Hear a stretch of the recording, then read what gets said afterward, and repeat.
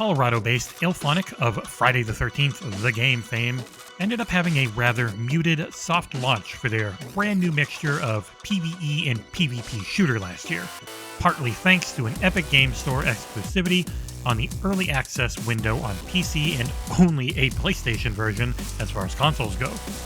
That game showed promise, but there was just not enough variety or interest yet to become any type of online phenomenon. The 1.0 version is here, launching on Xbox consoles as well finally, so we've gotten to take a look at this colorful shooter. Here is the XboxEra review for Arcadeggedon.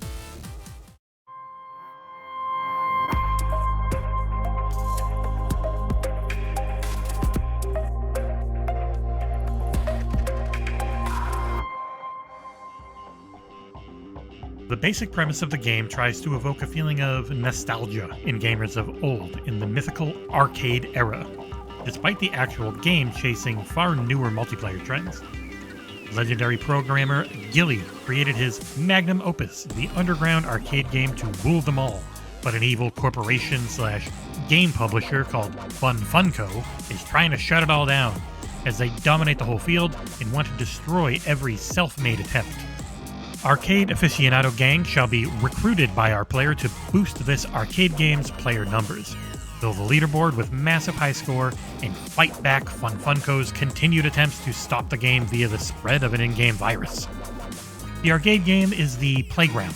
The virus manifests itself predominantly as humanoid AI enemies, and players improve themselves via XP, unlocks, and loots. Tons and tons of that loot. It's a basic premise just to shoot a whole lot of enemies, so gamers rise up.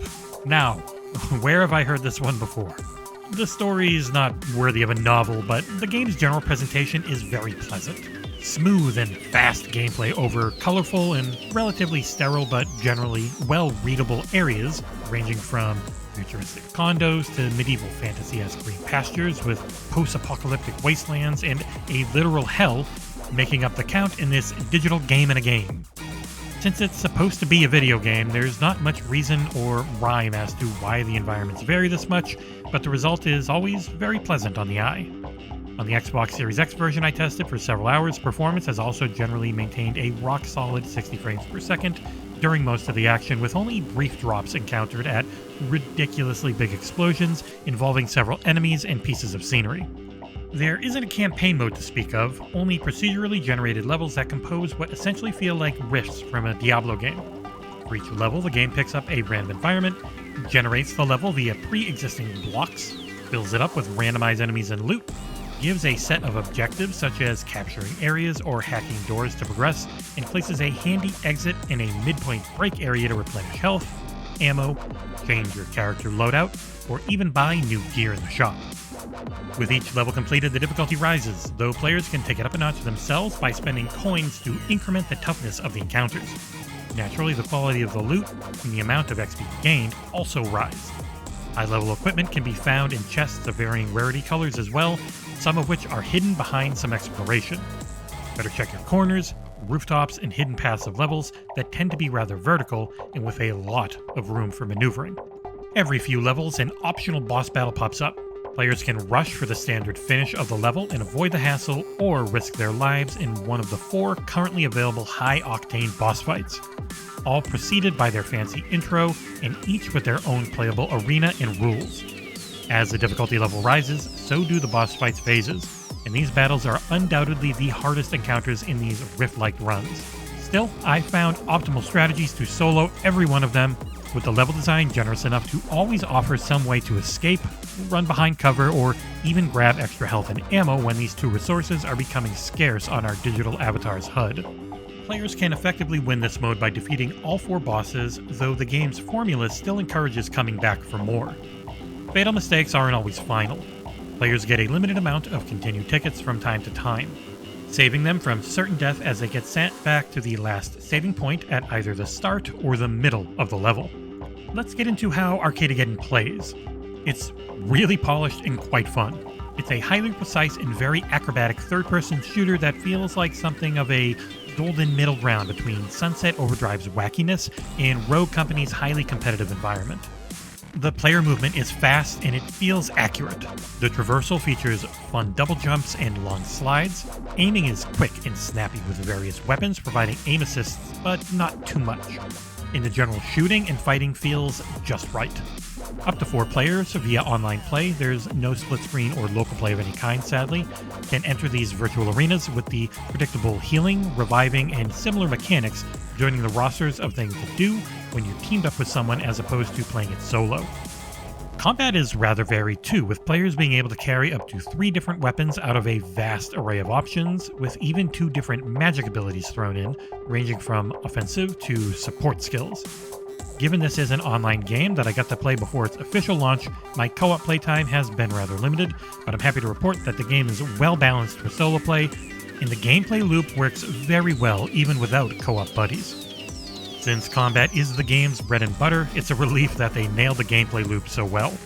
Enemy AI and variety could be a bit better, but there's a fast-paced movement and crunchy melee system here, with even swords and baseball bats to boot. Precise shooting and handy hit markers help you deplete enemy health bars, with almost every kind of weapon delivering satisfying punches. Headshotting flying enemies from the skies, using the fireball ability to blast several enemies at once, using strange weaponry, or sticking to the classics like assault rifles, Uzis, and shotguns all feels great. Each weapon has its raison d'etre, especially factoring the elemental damage and the mods. And honestly, the crunchy Dubset soundtrack, including household names of the genre like Ray Volpe, Getter, and AFK, just make the action even better. Aside from the numerous weapons, the game does offer a large array of mods that can be found all across the digital battlefields. These can be damage boosts to certain weapon types, faster reload times, shorter ability cooldowns, and so on. And they can be stacked by the dozens throughout the playthrough. By the end of the run, players can easily have like 30 different boosts, making the gameplay increasingly frantic and satisfying, as the player's efficiency in dealing with the increasingly tough opponents is also on the rise. Throughout the runs, as players keep mauling enemies with various weapon types, they also level up and become more and more effective. Loot levels, as we'd find in something like Borderlands and Diablo, aren't really a thing. Though various rarity levels exist for the various weapons, the mods and upgradable weapons ensure that there is still a satisfying power level chase. That's the core of the game ultimately, rushing through procedurally generated dungeons with increasingly menacing enemies, with dozens of difficulties players can muscle through. The campaign sees players explore a colorful arcade joint that serves as a hub, where they can recruit gang members who offer in-game challenges and loot. Expect the usual array of daily challenges, rotating cosmetic shop items with premium currencies, and so on, plus handy matchmaking options to find helpful teammates throughout our fights. Running through already seen biomes and burning through the same couple dozen enemy types can become a bit repetitive after a while, so here's hoping we get to see more variety in the future. There is also an 8-player PvP mode, but once again it's something I barely managed to scratch the surface of in this pre-launch window, so I'll reserve my judgment on that for now. The game will launch with full crossplay between Xbox, PlayStation, and PC, though again this function was not yet live in our build in the review window. Rounding things out, ultimately Arcadeggedon hits all the right notes when it comes to the gameplay loop, even if originality isn't its strongest suit. It chases popular trends like roguelike elements, hordes of enemies to take down in co-op, a looter-shooter style of progression, and the usual games-as-a-service tricks for long-term engagement. And even though its enemy variety and AI could be better, the core gameplay is extremely satisfying, thanks to excellent traversal, impactful shooting, and eye-catching loot to seek out. With more biomes, bosses, and weapons promised in future updates as well, Arcadeggedon might just secretly become my go-to co-op shooter for some time. And I sincerely hope that the muted early access launch last year won't end up hurting the game's long-term plans. Because even with its lack of originality and limited variety, the game offers up a surprisingly satisfying and addictive gameplay loop, one that deserves to be built upon for months or years.